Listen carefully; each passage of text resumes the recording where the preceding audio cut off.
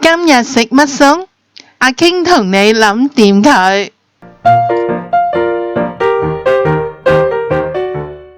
蒜頭豆豉蒸排骨。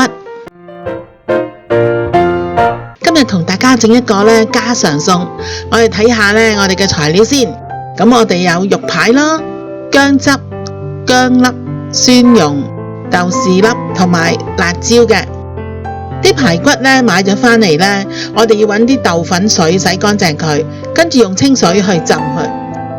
咁嗰啲血水就會出晒嚟噶啦。咁我哋過乾淨水咯。咁我哋就揾啲抹手紙抹乾佢，咁就得噶啦。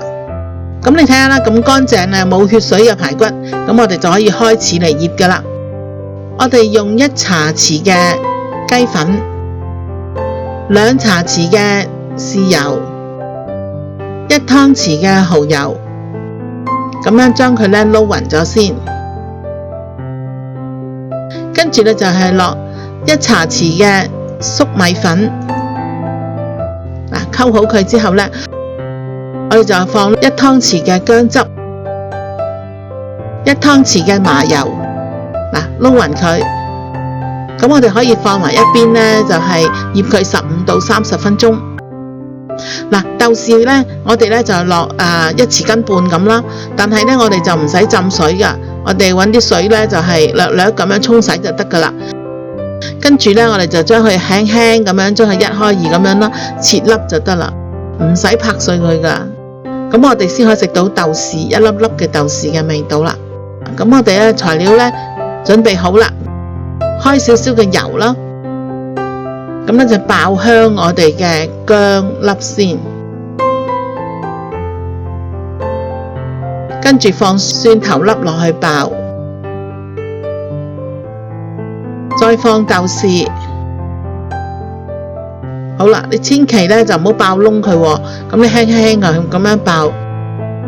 跟住我哋就放1茶匙嘅糖，你望下，就係咁樣炒佢啦。跟住我哋就要攤凍佢。啲排骨我哋要好平均咁樣放喺個碟度啦。攤凍咗嘅豆豉汁我哋就咁樣放上去啲排骨嘅面嗰度。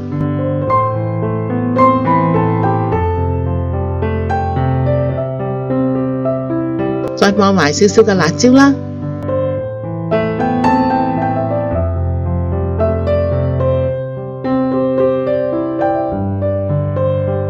我哋煲1鑊水啦，然後就係要大滾嘅。